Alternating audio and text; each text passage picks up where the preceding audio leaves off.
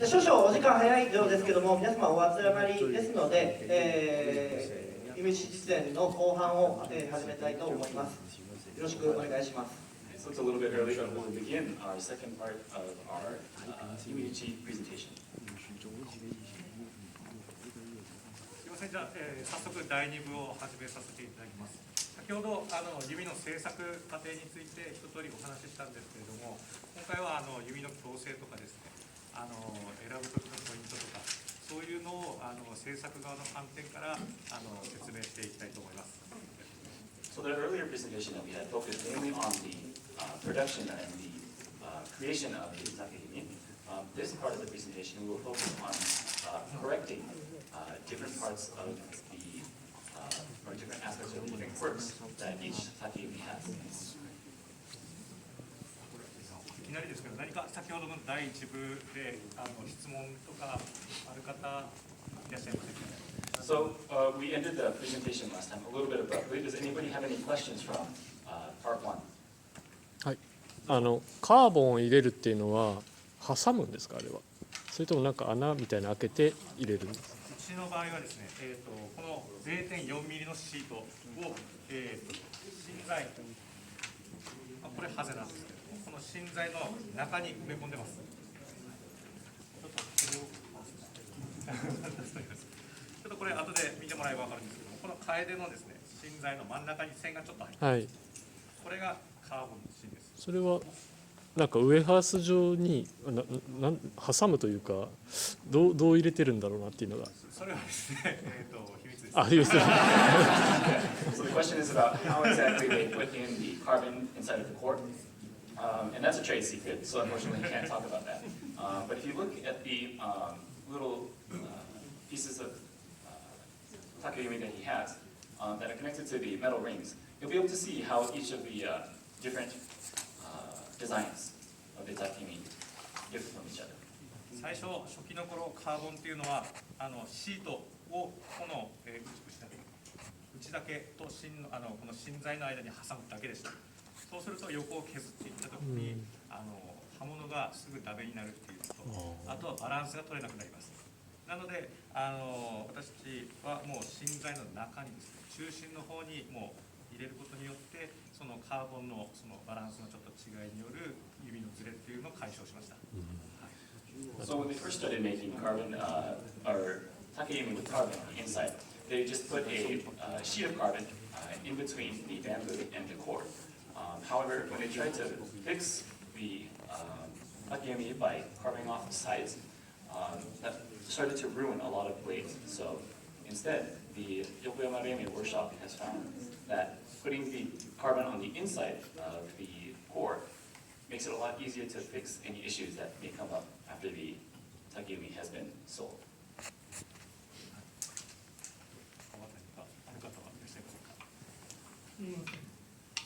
はい。カーボンを入れることによってどういういいことがあるんですか？いいこと、さっき申し上げたんですけれども、そもそもカーボンを入れる理由っていうのがこれ販売店にはちょっと申し訳ないんですけれども、大きな目的がこの楓、うちではこの楓の木に入れてます。楓の木とハゼの木の性質を比べたときに若干楓の方が劣るんですね。なのでそれを補う意味で入れてます。そうすることでもう一つのメリットとして、型崩れしにくいですね。それはハゼの木に比べて、カーボンなしに比べての結果ですけど、型崩れしにくいっていうのと吸力が落ちにくいっていうのがあります。それがメリットと違うところです。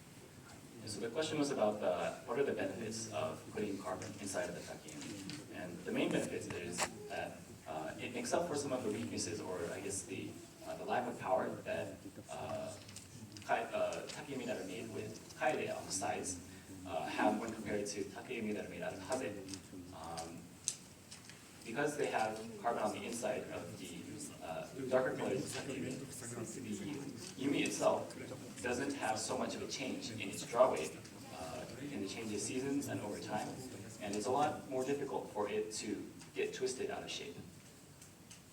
最初はやはり竹弓を初めて使うっていう方にはカーボンを、おすすめはするんですけれども、最終的にカーボン入りの竹弓を使っている方も竹弓次2本目を買った時にはどうしてもこっちのカーボン内蔵の方の衝撃っていうのが気になり始めて、最終的には皆さんこっちにされます。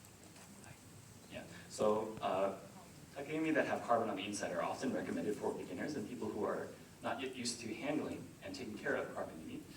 But eventually, most people transition to using takeyumi that are made with haze.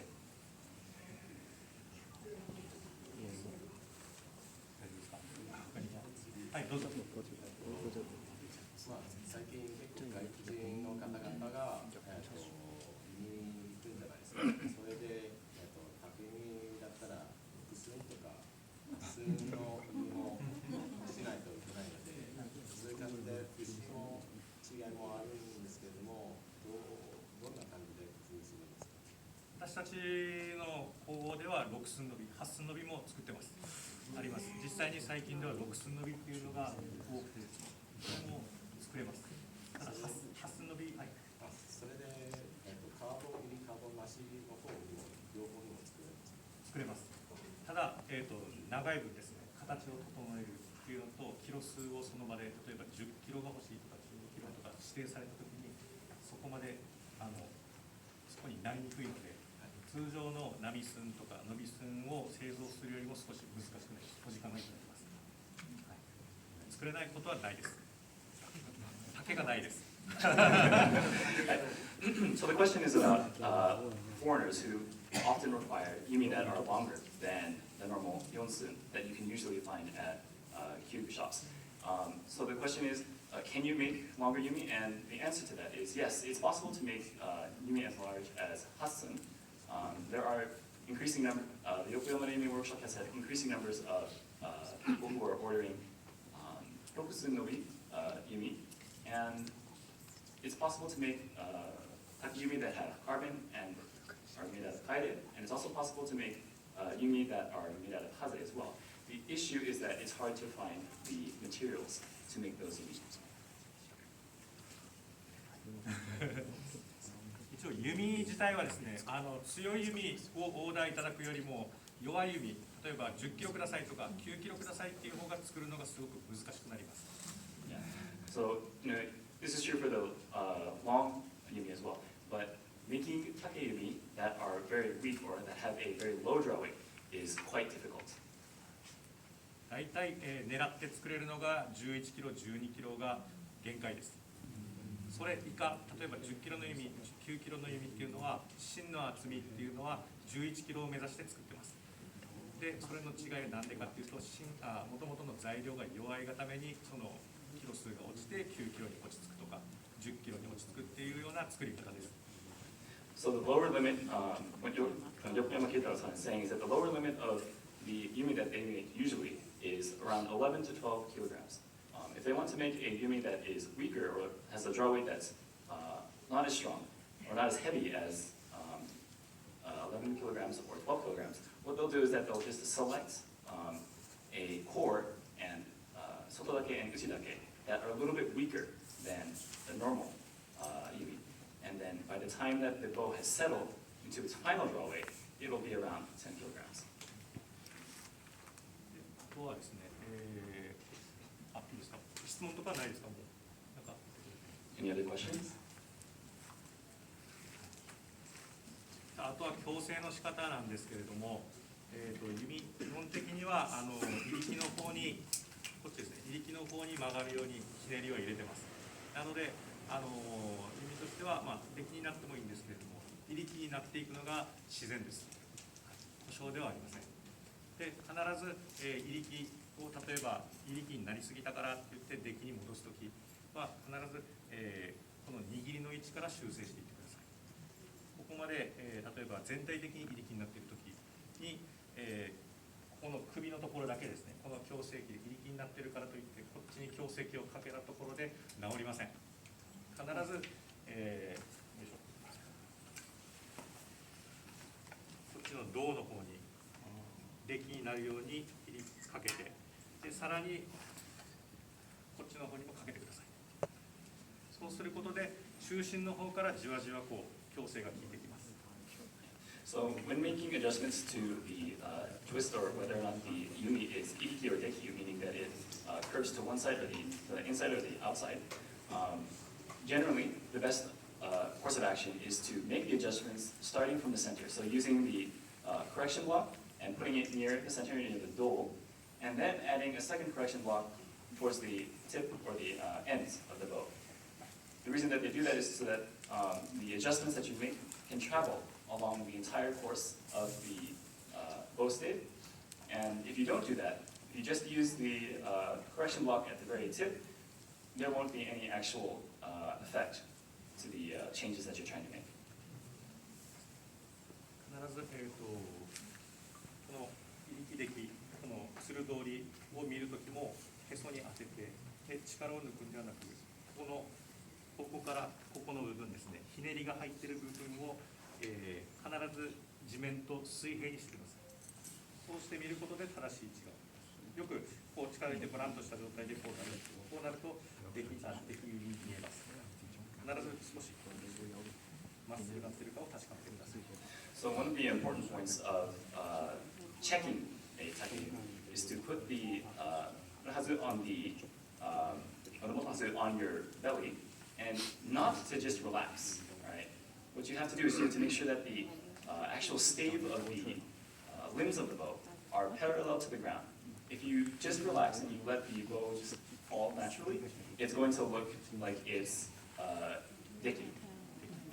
So to make sure that you're looking at it correctly, make sure that the bow stave is parallel to the ground and that you're making sure that you're looking down the line of the bowstring. であとはですね、よくあるのが出来になりました、入り木になりました、矯正してくださいと言ったときに見ると形はいいんですけれども、このかけてるところが左に行ってたり右に行ってたりします。そうすると全然違いますので、必ずこの鶴の玉の部分ではなく、この筋の部分をこの花のまっすぐしたところに持ってきてください。Another point, really important point to check when before you actually give your takeyumi back to a yumishi or somebody to correct, is to make sure that the knot on the or the tsuruwa is in the center of the tips of the takeyumi. If it's not in the center of the tip, it's going to look weird, and it's going to be, it's possible that the actual, by putting the center of the knot off the center of the tip of the bow, that you're actually going to add a certain twist or a torque to the limb of the bow. よく入り木になるので、このですね、鶴の輪っかのところをこう、左側に寄せてこう置いとくとか、それは一つの方法ではあるんですけれども、必ず鶴通りとかコンディションを見るときには元の位置に戻してください。So it is possible to use that placement of the knot to actually help adjust the takeyumi and its shape. However, when you're checking it and when you want to make sure that it's not too much iriki or too dicky, you want to make sure that the knot itself is in the center.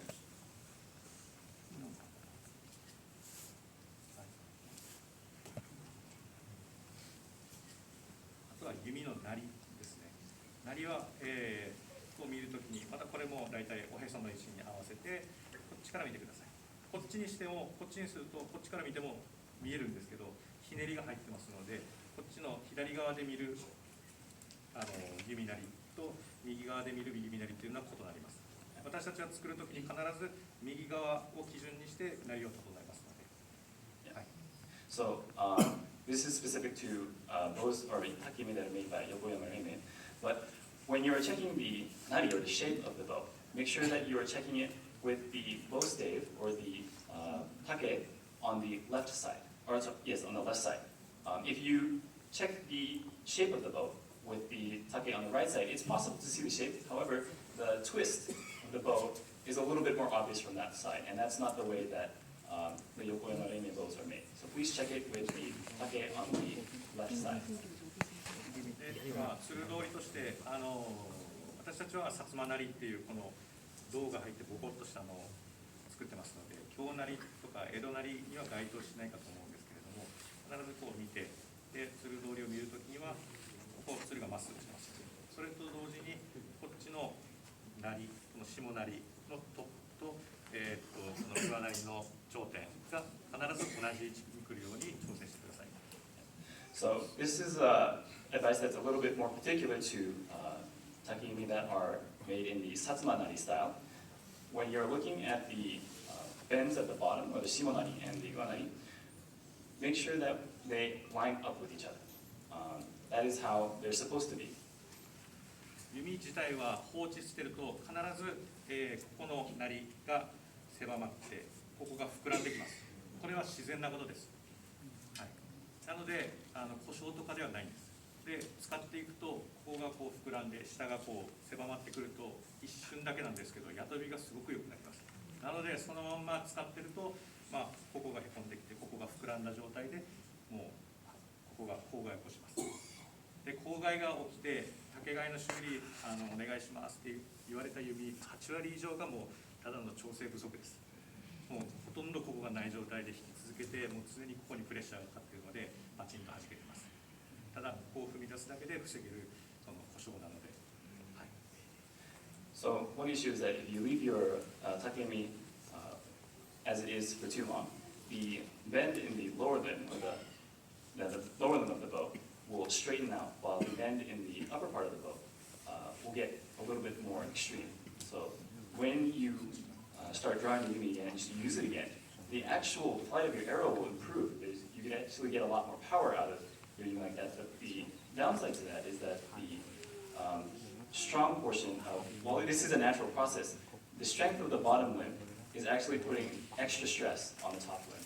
And so if you continue to use the yumi like that, the likelihood of having a kogai or having the top of the yumi break increases very significantly. So 80% of the issues that they see with takeyumi that come back for repairs is due to a lack of maintenance. でもしこれは矯正の仕方なんですけれども、例えば、自然なことでこっちの方が狭まってきてこっちが出たとしたらここを踏み出します。そうするとここが出ることによってここがまたグッと上がりますので、必ずつると本体というのはつながってますので、どこかを踏み出せばどこかがくっつきます。で一応やってみます。So one of the things that they do to fix this issue is actually to step on the bottom limb in order to help bring it back to its original shape. いろんな矯正の仕方があります。そのうちの一つをご紹介します。で例えば、この指、今普通なんですけれども、ここが出てしまってここが狭い状態という時には必ず、右手で握りを持ってください。で地面に押さえつけて右の足で、なりば。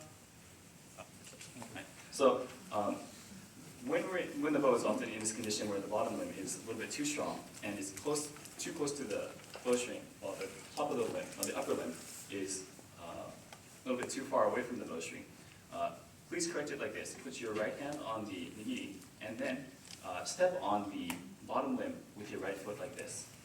ですけど、このなり場の一番このトップですね。ここは踏まないでください。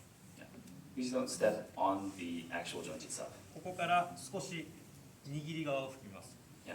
Step to the right. というのが closer to the grip. ここを踏んで矯正するとこのなりが外に出ます。なので少しでも内側にこう寄せるためにこれよりもこっち側を踏んでください。でこの踏んだ状態でこっちの手を伸ばします。力だけでやる、こっちの腕の力だけで引き上げると、矯正しにくくなります。なので必ず手を伸ばした状態で、石板ではなくこの切り詰めの内側ですねを持ってます。ここをやるとボキッと折れます。なのでここよりもこっちを持ってもらってで体重というか体の重心を垂直にしてください。でそのまま体の移動だけでグッとします。でこれも一気にするんじゃなくてストレッチするように少しずつやっていってください。そうするとギューッとしていけば自分の指の硬さと柔らかさが分かると思います。で竹は縦繊維なのでひねらない限りは折れません。まっすぐすると石板頭までつきます。ここまでつきます。それでも折れます。そうすることでこっちが出ます。で今度はこっちを出すときは逆ですね。こっちにSo what Yokoyama Kieto-san was just explaining is that it's really important to step on the correct position. If you step too close to the joint itself, you're actually going to make the bottom limb a little bit too, the space between the bottom limb and the string a little bit too wide. So you want to make sure that you're stepping just a little bit to the right, up towards the grip from that joint, and then when you pull on the bottom of the bow, you want to be gripping not from the seki, not from anywhere near the seki, but you want to make sure that you're grabbing the take and the actual stave of the bow instead, so that you don't break it. Because if you grab and you bend your arm, it's going to be really easy to break that part of the bow. So if you straighten your left and your right arms, you should be able to stretch and fix the bow, make these adjustments without actually breaking the bow. Make sure that you're not twisting it, because if you twist it, it's possible to break the bow. 折れません。で、次は反対です。左手で握りを持ってください。 So if you want to fix the opposite, basically, if you want to add more or loosen up the top limb, grab the bow with your left hand, like this. で、上なりの、一番深いところがここになりますので、ここよりも少し手前を踏みます。 And just like before, you want to make sure that you're stepping a little bit closer to the grip from the thickest portion of the uanai. で、右手で、大体節の位置じゃないんですけど、伸ばすところまで伸ばして、このなりのちょっと先ですね。 Yeah, and then stretch out your right arm as far as you can. で、腕を伸ばした状態で、体の重心を弓の上に持っていって、そのままグッとします。少しずつ踏んでいってください。 Bring your weight forward, and then just like before, slowly, just kind of like you're stretching, bring the limb of the bow up with your arm straight. そうすると、ここの上なりと下のなりのコントロールができます。 By doing these two corrections, one can put the bottom limb and the top limb into balance with each other. で、あとは、今ここを上げたので、ここの石板がくっつきます。で、ここを離したいときによく皆さんがされるのが、つるを短くしてここを上げるんですけれども、そうするとここにテンションがかかった状態で胴がどんどん抜けていきます。で、弱くなります。吸力が下がります。 So oftentimes, one of the things that lots of people do is that they check the top of the distance between the sekiita and the tsuru, which is the bowstring. And if it's too low, if it's too close, often what we do is we try to compensate for that by shortening the bowstring. Unfortunately, if you do that too much, then you actually change the shape of the area around the center of the grip, or the do, making the bow weaker. で、結果的に最初に、結果を言うと、ここを出すときにはここを踏むんですけれども、ここを踏み出すとここがぐっと下がってこっちがポコッとなります。なので余裕を作るためにまずこっちでお尻を出してあげます。そうするとここが少し膨らんだ状態でここがくっつきますので。 Yeah, so to actually correct the issue, we will ultimately be stepping on the very end of the bow. But if we do that just by itself, we will end up putting too much pressure or stress onto the bottom limb, causing a break. So what we have to do before is actually just prepare the bottom limb and loosen it up before we can actually step on the top. で、ここをボコッと出した状態で、ここのなりとこのてっぺんをつけます。で、左手で押さえてください。で、ここも踏み出すときには、ここよりも少し手前側を踏みます。 Yeah. So when you're doing this correction, make sure that you're holding the bow with your hand over the bowstring with your left hand, making sure that it's flat on the ground, and that when you're pressing your foot down, you're pressing to the left of the rattan, right? Not actually on it. で、踏み出すときは必ずこことここを、固定した状態で上から落としてください。グッと。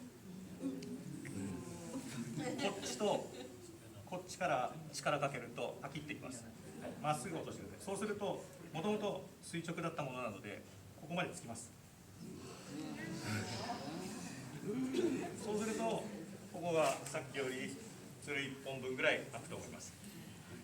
そうすることで、コントロールができます。So some of the important points to remember when you're doing this correction is that you have to make sure that the bow is firmly stuck to the ground with your left hand and your right. Make sure that it's flat and that it's not going to move, and that when you put your weight onto it, that you're putting your weight directly down, straight down into the bow. If you push the bow in from the inside or from the outside, you're going to break it. で、効きが悪い時ですねは、ドライヤーとかヒーターの熱で、側面を温めてください。Yeah, so if you need to, you can put, you can, add a little bit of softness, or I guess you can heat it your own with like dry heat on the outside of the bow. こっちの竹の方に熱を加えると焦げます。Yeah. So if you heat it from the inside, it's going to burn. で、目安として、温める目安、熱すぎずこう触った時に人肌と同じぐらいの、温度になるまで温めてください。So when you're doing heat it on your own or putting heat into the bow, make sure that when you do so, you don't put too much heat in. What you want to do as kind of indication, a good indication of if you're putting in enough heat or the right amount of heat is to make sure that when you, after you take the heat off and you touch the top of the takeyumi, you want the takeyumi to feel like skin. You want it to have the same kind of temperature as skin. If it's too hot, that means you're putting in too much heat. If it's not as warm as somebody's like hand, then that means you probably haven't put in enough. この今言ったその温めれば曲がるっていうのは弓によって全然個体差があります。なのでご自身の弓がどんだけ温めてどんだけ押せば変化があるっていうのを実際にやって感触で確かめてください。So each Yumi has its own personality, so you need to make sure that when you're doing these sort of corrections, or you're paying attention to how much heat is required to make your Yumi start to bend, because each Yumi is going to be different, even if the maker is the same. あとはですね、この上なりと下なりのバランスっていうのは正直正解はありません。好みです。Yeah, so there is no correct answer as to the balance between the upper and lower limbs. Really, everyone has their own preference of what it should be and what it should look like. でこの胴の入り方ですね。これも好みです。胴が出てる方がいい、入ってる方がいいっていうのも好みです。The same is true for the shape of the dough or the area around the grip. How much it should be bent in really just depends on the person and their preferences. で、もし吸力がちょっと強い時っていうのは強めることはできないんですけれども、この胴を踏み出すことによって少し弱めることができます。So unfortunately, there is no way to make a takeyumi any stronger than it already is. However, if you want to slightly lower your draw weight, it's possible to adjust it by stepping on the area around the grip or the dough. で、やり方としては、これはちょっと実際には踏みませんけど、やり方としてはこの左手で前からなり刃を持って、下なりですね、下のなりを持ってください。で、左手で後ろの方から上のなりを持ってください。そこで、この胴の入っているところですねをまたグッと押し出せば少し胴が出ますので、それで、吸力を下げる方にはコントロールできます。So obviously he's not going to do it right now, but when you're doing this adjustment, make sure that you're holding the shimonari with your left hand over the string and your right hand on the inside of the string, and that you push straight down. 私たちも最初に、荒張りって言ってさっきお見せした形から最初につるを張った時にはこの胴の入りっていうのはここら辺まであります。こんだけしかないです。球波がそれを出していって形を整えながらここまで収めますので、これも放置するとどうも上がってはいかないんですけども、もう本当このぐらいしかないこんな入った胴から始めます。それを収めていってこのキロ数に収めますので。Yeah. So when they first string a bow, after having given it its shape, the shape of the actual bow itself is completely different from what it is right now, and they have to make adjustments to give it the desired height and distance from the bowstring. で、今のなりを確認してもらうときも、さっきつる通りのときにはこれを平行に合わせてくださいと言ったんですけれども、これなりを確認するときも最初は、この急波ですね、を必ず15センチにしてから、確認をスタートしてください。One of the other important points about checking, about what you should do before you check your bow, is actually make sure that the height of the tsuru is correct. Make sure that it's exactly 15 centimeters, because if it's not, then you're not going to be looking at the correct thing. 私たちが弓を製造するときもこの15センチっていうのを基準にして鳴りを整えていますので。So the Yokoyama Yumi workshop makes all of their yumi using the 15 centimeters as their standard for adjusting the height of adjusting the shape of the takeyumi. で、15センチよりも低い場合、鳴りの形にもよりますけど、15センチよりも低い場合っていうのは、つるに余裕がありますので、反転する可能性もあります。で、つる、16センチぐらい張ってても全然いいんですけれども、16センチ、17センチってなると、反転はしないんですけれども、もう本当、15センチ以上張ってますので、テンションがかかっている状態で、弓がどんどん弱くなっていきます。特にこの薩摩鳴りっていうのは、それが顕著に現れます。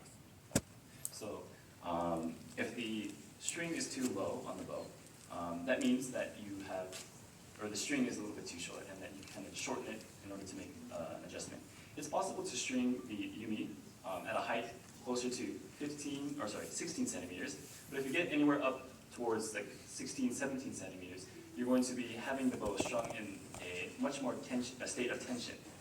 Ultimately, this is something that will make the yumi weaker, that makes the draw weight of the bow weaker, and this is especially true of takeyumi that have the satsuma nari. あとは、つるの付け外し、よく張りっぱなしにしてた方がいいですかとか、外してた方がいいですかっていうご質問を受けるんですけれども、そのつるの付け外しっていうのは、このつるを外した時のこの裏反りですね、これによって付け外しっていうのを決めてください。So oftentimes they get questions about, how people should string and unstring their yumi.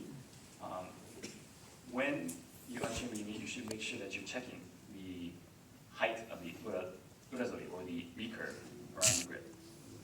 例えば、これで申し上げますと、今ちょうど15センチです。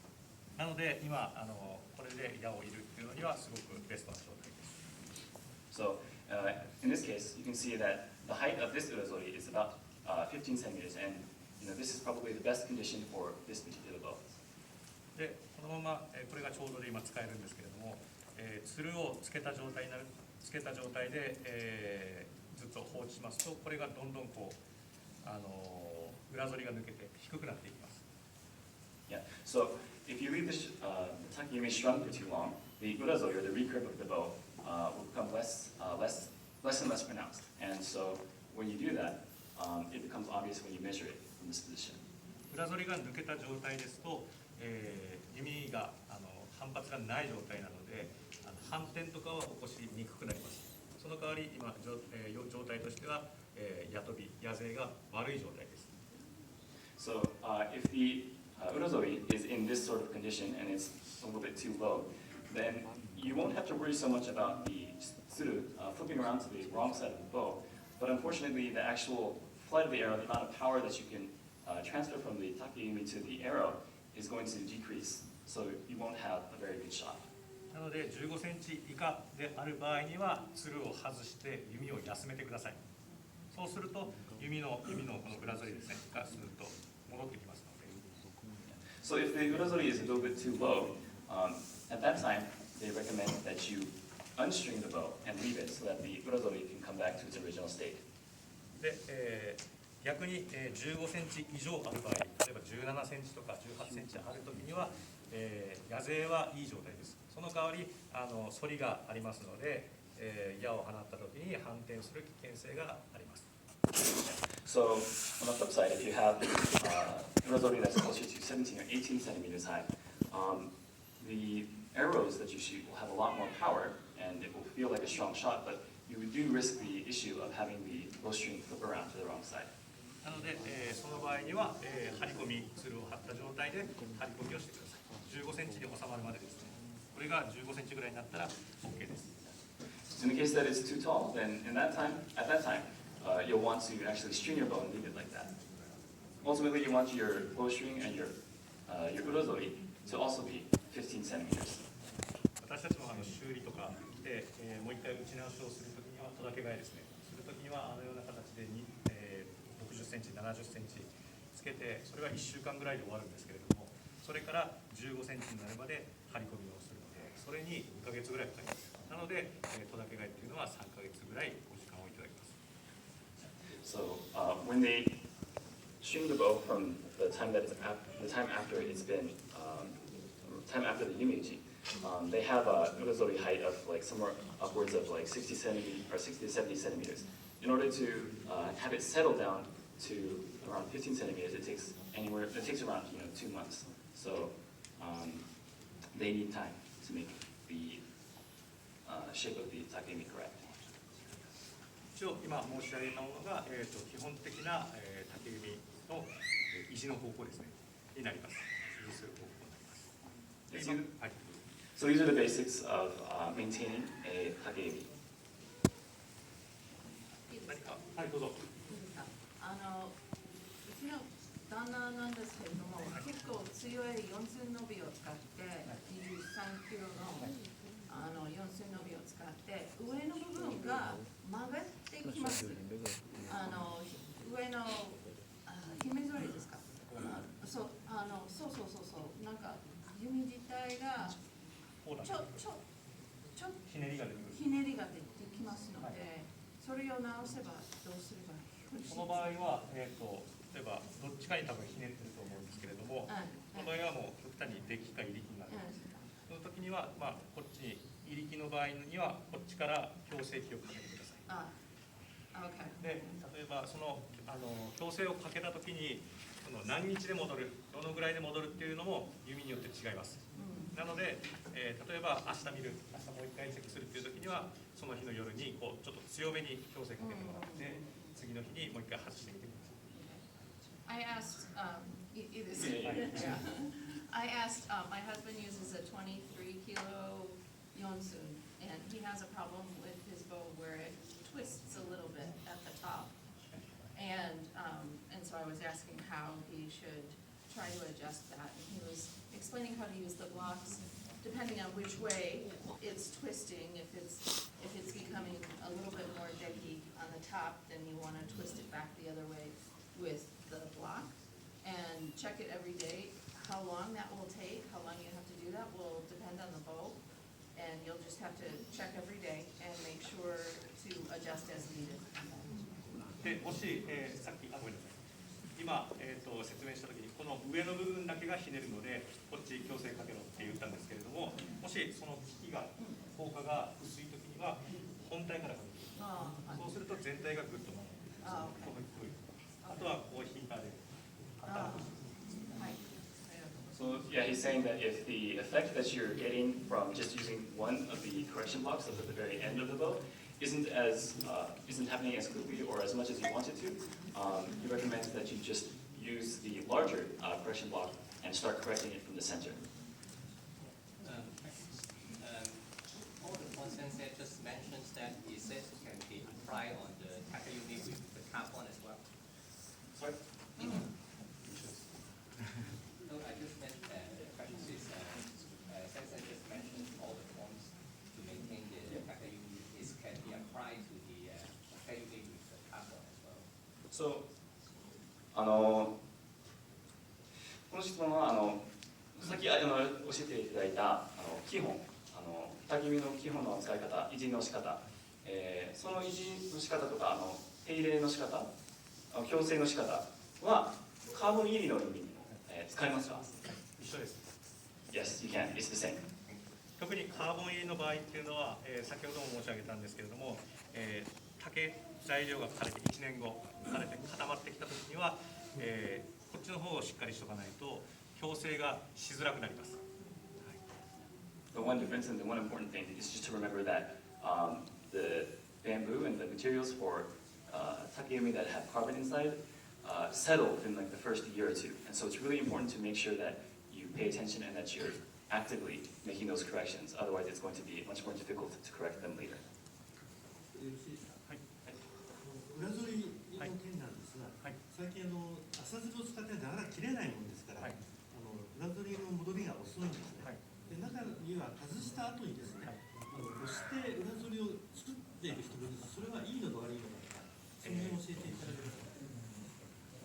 ういうことですよね。こうやってグッと押すってことですよね。あまり推奨しません。というのがこれも一つの手だとは思うんですけども、自分たちはこっちに曲げることを想定してないので、起こることは内だけが離れます。特にこの切り詰めの部分とかですねはパキッて言った時にこれを外さないとわからないんですけど浮いたりします。で浮いたまんま実際はSo the question is about dealing with bows that appear to be losing some of their strength and correcting that by trying to add a little bit more urazori intentionally by pushing down on the bow after you've unstrung it. Yokoyama Keitaro-san is saying he does not recommend that because these bows are not designed with this kind of corrective process in mind. So if you do this kind of process, often what happens is actually at the very end of the kiritsume, underneath the decorative rattan, the uchidake will actually lift up and become separated from the cord of the yumi. So unless you can hear it or something, you actually have to remove the rattan in order to be able to see whether or not that actual damage is happening. So. なので裏反りがないときには裏反りも個体差があるんですよ。私の竹組も1回裏反り抜けると1ヶ月ぐらい戻りません。なので見極めていただいて裏反りを浅くしないようにとかですね、日頃見ていただければと思います。鶴が切れると戻りやすいっていうふうに言われるんですけど、それは本当ですか？ものによります。So the other question was like, the other comment was about if you break your string, it's often said that the urazori, it's easier for the shape of the bow to return to its original shape. That depends on the bow, and it's really just kind of a case by case thing. それもいろいろ今切れないにするとかよくあるんですけれども、これもあまり言うといろいろ言われるんですけど、私たちが荒張りですね、最初につるをつけた時ですねは、ワイヤーとかは使いません。なぜか。So sometimes for one reason or another, people who use takemi actually don't have their string break. And when Yokoyama Reime, Yokoyama Reime workshop makes their bows and string them for the first time, they do not use wire. なんでかっていうと切れることで本体が守られることがあります。なので荒張りの状態とかした時には最初に貼って次の日こう置いと切れて弓が飛んでたりするんですけれども、切れることによってその本体を守るというか、切れないとここが割れたりしますので、そういう意味で私たちは、切れてもいい、なんていうか、はい、あまりそんなに頑丈じゃない方がいいかなと思います。So the reason why they don't use wire is because actually, to a certain extent, if you have the bowstring break, you actually protect the body of the bow a little bit. If the string never breaks, then you're always keeping tension and drawing back on the same portions and keeping stress on the same portions of the bow. So that's why it's important for, you can't really say like breaking strings is good, but it's important for, the string to be able to break, right? 竹弓に限っての話です。Yeah, this is advice and that is specific to takeyumi only.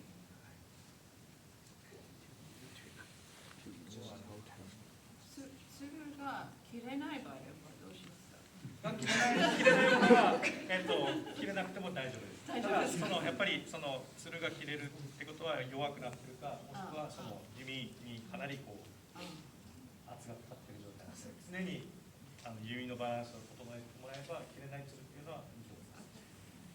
Yeah, so it's not necessarily a bad thing if the bowstring never breaks, but when a bowstring does break, it does indicate that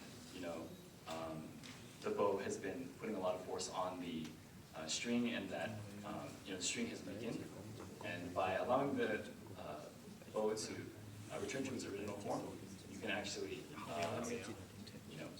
keep the bow in a decent shape. So as long as the tsuru isn't too firm, having two inelastic, having a tsuru that doesn't break isn't necessarily a bad thing.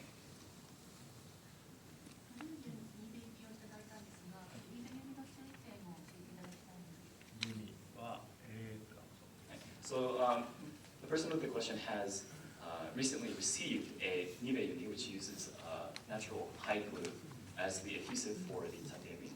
And she's wondering if Yokoyama Keitaro-san can explain to us what the important points of caring for a Nibe Yumi are. まあ、今ご紹介したものはその譲っていただいたので状態がどのような状態かがわからないっていうのを前提にお話しするとやはり形ですね。特にこの竹指よりもニベが入ってるニベ柔らかいですのでそれを特に夏場とか影響を受けやすいのでそういう形ですねをしっかりもうほぼほぼパーフェクトな状態で引かないと割れることはないんですけどニベのその接着面が剥がれます。なのでそこを形を気をつけていただいてそうですねやはりなりですねなりとか形を踏まえて使っていただければ問題はないかなと思います。引かない方がいいっていうわけではないんですけど矢数を減らしてちょっとこうまあ運動させる意味合いでこう矢数を減らしてこう使い続けるっていうのが大事ですね。やっぱり人間と一緒で使ってない時間があるとその分だけスコアが硬くなったりしますので常に動かしていることが重要です。So what's being said is that takeyumi, it's takeyumi that are made out of with nibe are a little bit more flexible and they're a little bit more prone to changes in shape, and they're also a little bit more prone to changes in heat and humidity. So one of the things that he recommends is that you don't necessarily stop shooting with a bow that's made out of nibe, but you actually have to just pay attention very carefully to the shape of it. Make sure that you're doing the corrections and that you're taking care of the bow itself so that you can, keep it in usable condition. Because if you leave it for too long, it will stiffen up in the certain places, and that's not going to be ideal for a person who does judo. 寿命とかってあったりしますか？何年とか何歳とか。寿命自体はこれは接着剤の関係なんですけれども、私たちが使っている接着剤、そんなに強いのを使ってません。So the question is there a lifespan for takeyumi? And that really depends. The answer to that is that the answer really just depends on the adhesive that is being used. The adhesive that Yokoyama Reime and Yokoyama Keitaro-san are using is not a super strong adhesive. 大体効力は10年です。So the average you can consider lifespan of a takeyumi with that kind of adhesive is approximately 10 years. で、10年したら、大体剥がれてきます。きれいに剥がれます。So once 10 years have passed, the Yumi will probably start having parts of the bamboo become separated from each other. However, the separation should generally be a clean separation. で、それをまた私たちがで再接着をしてまた使っていただけるっていう計画でその10年っていうそんなに強い接着剤を使っておりません。Yeah. So if you have a Yumi that has started to undergo that process, it's possible to send it back to Yokoyama Reime, and then they will, remove the slab that is becoming delaminated, and they will apply new adhesive, and then you will be able to use it again. 強い接着剤を使うとすごく強いものができるっていうイメージはあるんですけれども、そこに強いものを使ってしまうと今度は圧がかかった時にきれいに剥がれるんではなく竹が弾けたりその竹の中身をくっついた状態でベリッと剥がれるのでそうなるともう修正ができません。なので私たちは少し弱めの接着剤を使ってます。Now, it's really easy to think that, if you use a very strong glue, that you can make a very strong bow. And, that is true, but unfortunately the downside to that is that if you do that, by the time that the adhesive gets old and starts to break down, the way that the break or that the delamination will occur will will happen in such a way that the actual structural integrity of the core and the bamboo is compromised, and they can't repair that. メンテナンスをすればちゃんと丁寧に使えば何十年か使える。使います。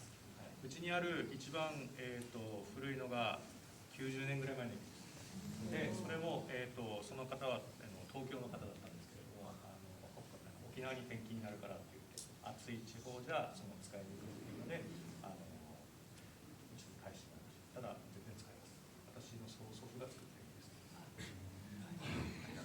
Yeah. So yeah, it's possible to be able to use a takayumi for decades, as long as you repair it, or you take good care of it, and that you repair it. The oldest Yumi that Yokoyama Yumi has is around 90 years old, and the person that was using it had to move to Okinawa, and so that is why they returned it to the Yokoyama Yumi workshop.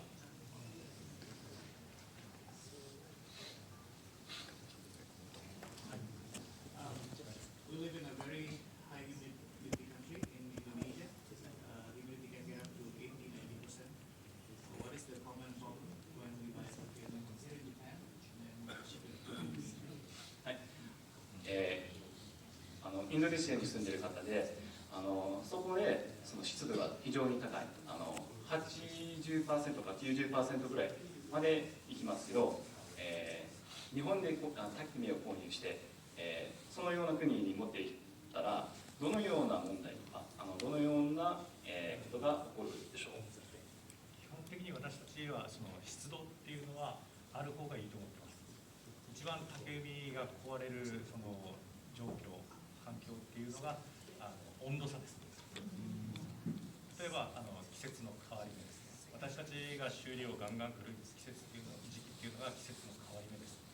朝は寒くて日中暑いとかそういうところで指を引くとパキっていますので、逆に乾燥してる方が問題だと思います。So he's saying actually that living in a place where the humidity is actually quite high is actually good for takayumi, because most of the problems that occur with takayumi here in Japan happen during the change of seasons, because the change in the humidity and the change in temperature specifically are actually one of the things that cause the most damage to a yumi. So if you live in a dry country, that's generally more of an issue than living in a humid country.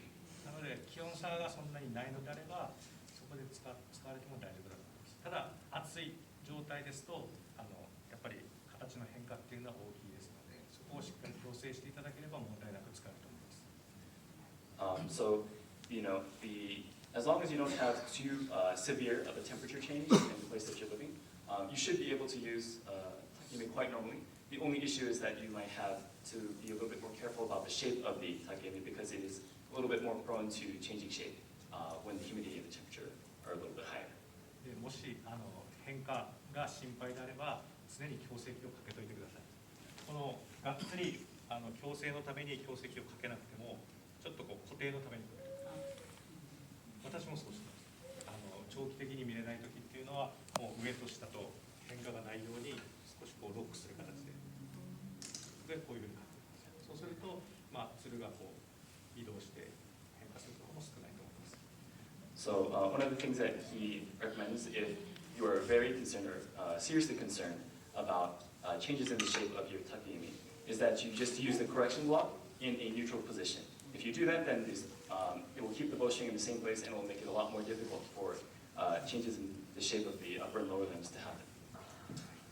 それに加えて、はい、私は非常に乾燥しているところで、温度もこのぐらいの違さがあるんですから、夏の竹弓と冬の竹弓を使った方がいいでしょうか。そうですね。どうしても限界はあります。そうですね。なので、そうですね。夏用、冬用で使ってもらった方がいいと思います。So the question was about living in a place that's very dry and a place that has really significant changes in temperature throughout the year. So is it better to use two different yumi, one for summer, one for winter, one for hot weather, one for cold weather? And the answer to that is yes. There is a limit to the amount of kind of care and maintenance that you can do to be able to use the same Yumi throughout the entire year. 何か質問ありましたか？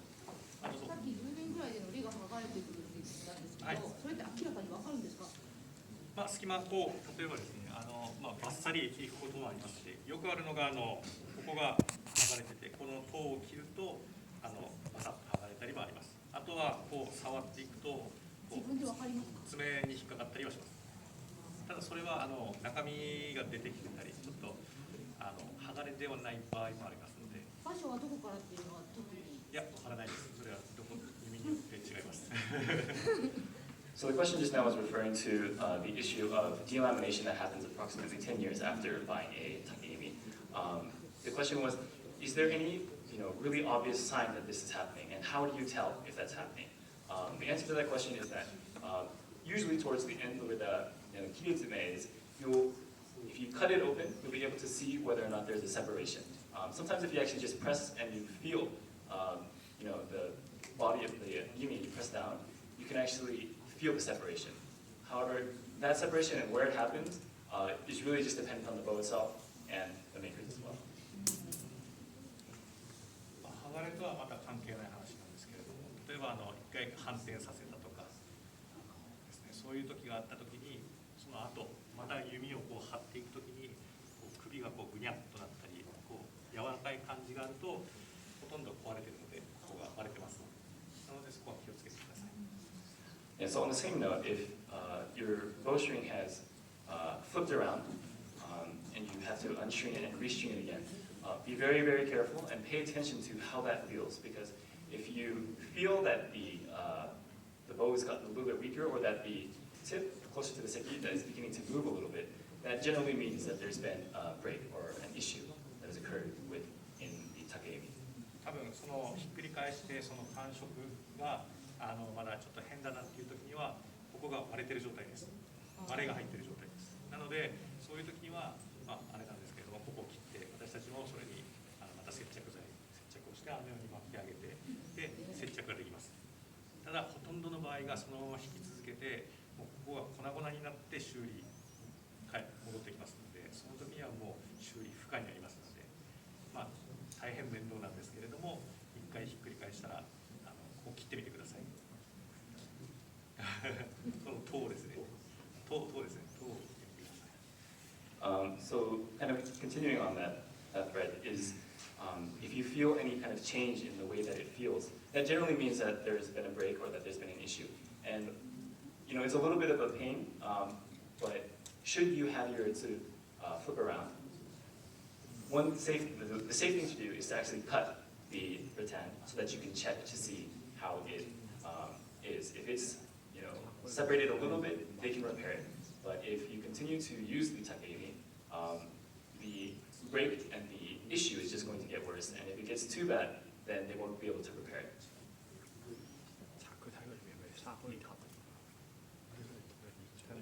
ょっと繰り返しになるかもしれないんですけど、1年とかちょっと弓を引けないっていう状態になる場合のベスト、よくはないと思うんですけど、その中でベストの保存方法を教えていただきたいんですけど。基本はもうつるの付け外し、さっきの15センチのそれですね。あれを見てつけたり外したりっていうのは基本です。誰も弓道をしない状態ですか。やってなくて置いていくなら。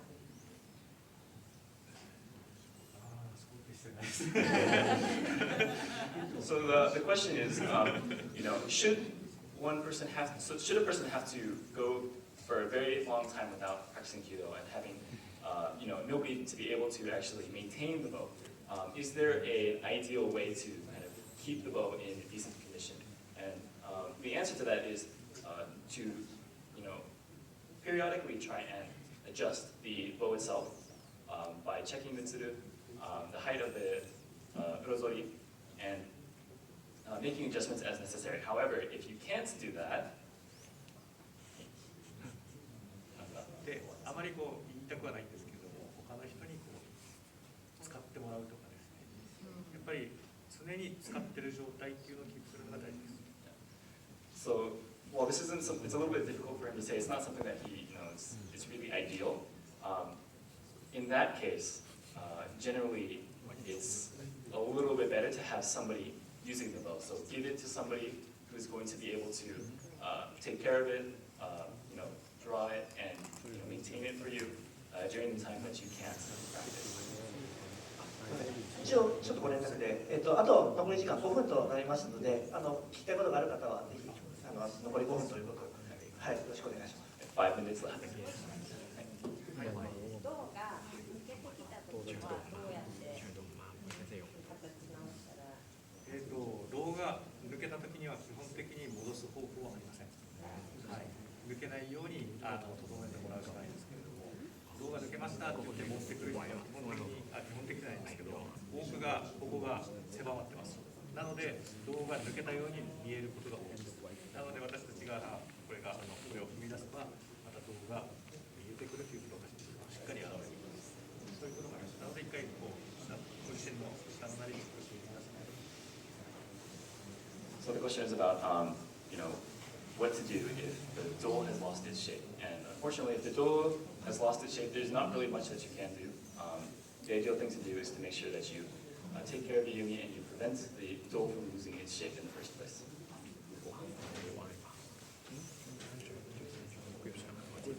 僕は新旧、例えば弓を選ぶときですね。これはあまりお店の人とかの関係もあるので言えないんですけど、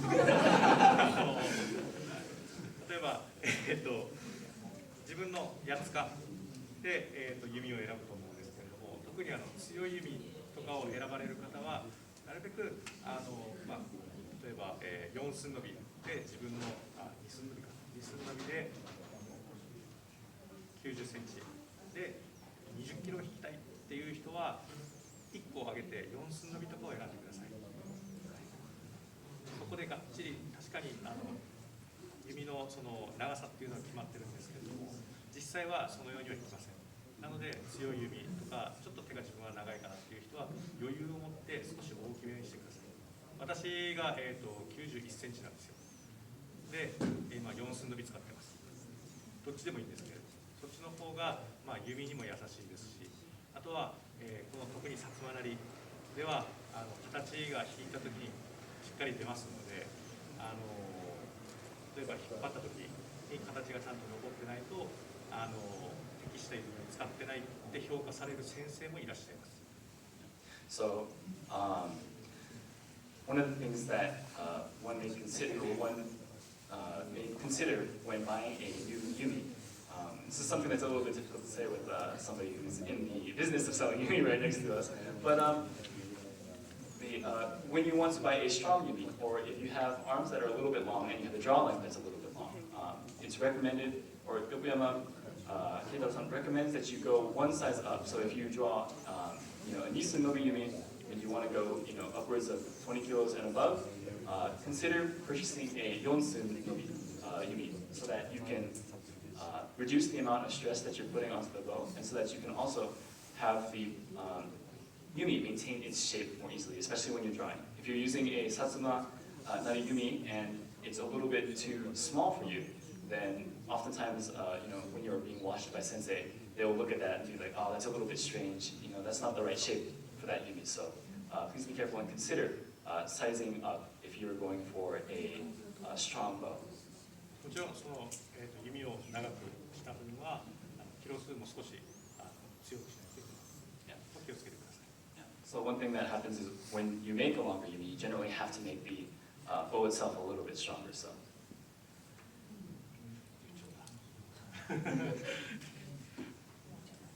はい、ではそろそろお時間ですので、最後もしあとどうしても聞きたいという方がいらっしゃいましたら、挙手をして、ご質問していただければと思います。So this is you have reached the end of our time here. But if anybody has any last burning questions, please raise your hand. Anybody? まだ片付けの時もおりますので、後ほど個人的に聞いていただいても構いません。Yeah, so they'll be cleaning up after this. So if you have any questions that you want to ask them, you can do them at a later time as well.